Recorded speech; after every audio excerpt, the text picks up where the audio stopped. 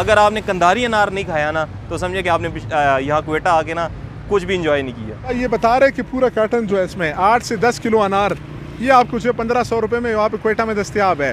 د کندهار انار د پنام دی کندهار انار هم سره دی هم خواږه دی۔ کندهار سے انار کی آمد کا سلسلہ شروع ہو گیا ہے۔ کوئٹہ کے مختلف چوراہوں پر آپ کو اس طرح کے انار کے سٹال دیکھنے کو ملیں گے۔ یہاں پر جو انار بیچنے والے کندهار کا انار بڑا مشہور ہے، قیمت مناسب ہے، سائز بڑا ہے، جو جوس وغیرہ ہے وہ کافی مقدار میں اس میں ہوتا ہے۔ کندهار یہاں سے کوئٹہ کو قریب پڑتا ہے، چمن بارڈر سے روزانہ کی بنیاد پر بڑی تعداد میں جو ہے انار جو ہے ٹرکوں میں یہاں پر کوئٹہ لایا جاتا ہے، یہاں سے پھر کراچی، اسلام آباد، لاہور سپلائی کیا جاتا ہے۔ جو کندہاری انار بیچنے والے ہیں ان سے بات کریں گے، ان دنوں خریداروں کا کتنا رش لگا ہوا ہے اس پر۔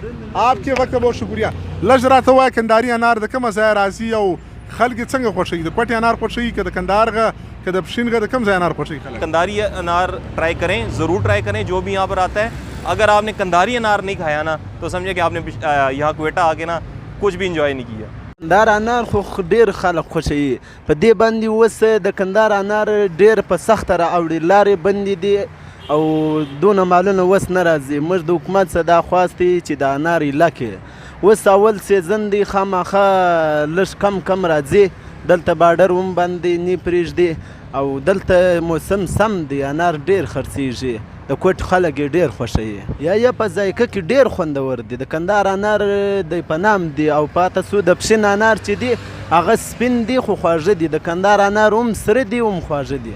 ګراکان څنګه دي؟ بس ګراکان اوس فلحاله سم دی، اوس خوندور روان دی، کار ښه روان دی؟ و کار ښه دی، خلک یې خوښوي د کندهار انار؟ و ډېر یې خوښوي، د کندهار انار خو په نامه باندې خرڅېږي، خوږه ده؟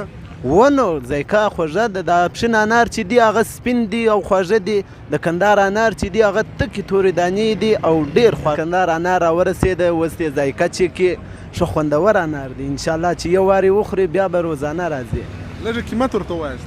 قیمت خو نو داسې دی، یو رقم غټ انار چې دی هغه کیلو په 300 روپۍ چلیږي او درمیانه والا چې دی هغه په 200 روپۍ کیلو چلیږي او پاته سو کاټن ښه انار چې دی 1.5 کیلو 2 کیلو وزن پکښې کې دی په 1500 روپۍ چلیږي او پاته سو درمیانه والا په 1200 او په 1100 روپۍ چلیږي. لږ دا کاټن زموږ کتونکو ته ښکاره کړي، راواخلي دا کاټن. اچھا یہ بتا رہے کہ پورا کارٹن جو ہے اس میں 8 سے 10 کلو انار یہ آپ کو جو 1500 روپے میں وہاں پہ کوئٹہ میں دستیاب ہے۔ باہر اگر آپ جائیں گے اس سائز کا انار کہیں پر آپ اس کے کو اتنا مناسب قیمت میں دستیاب نہیں ہوگا۔ کندہار چونکہ یہاں سے قریب پڑتا ہے، اس دنوں سیزن ہے کندہار میں انار کا، تو بارڈر جو یہ بتا رہے کہ وہاں پر بند ہے، سختی ہے۔ میرے خیال میں جو تجارت ہے اس کو میرے خیال میں جاری رہنا چاہیے، چاہے وہ تورخم پہ ہو، چاہے وہ واگا بارڈر پہ ہو، چاہے وہ ایران کے ساتھ ہو۔ میرے خیال میں یہاں کے لوگوں کا روزگار ذرائع آمدن ان دنوں کندہار کے انار کا سیزن ہے، اس سے کوئٹہ کے لوگ نہ صرف مستفید ہوں گے بلکہ پورے پاکستان کو یہ سپلائی ہوتا ہے یہاں سے۔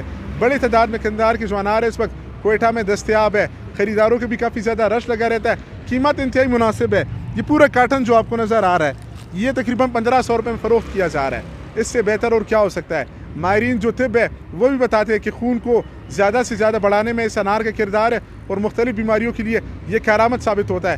آج تھوڑا سا آپ کو بتانا تھا کہ کوئٹہ میں اس دنوں انار کا سیزن ہے، کندہاری جو انار ہے ایک بار کھائے 2 بار آئے۔ اب تک کے لیے کوئٹہ وائز سے منان مندوخیل کو دیجیے اجازت، تب تک کے لیے کوئٹہ وائز دیکھتے رہے۔ بہت کم پرائز میں مل جاتا ہے، 100 150 اس طرح سے مطلب ہاف قیمت پہ ہم سمجھے کہ ہمیں مل جاتا ہے۔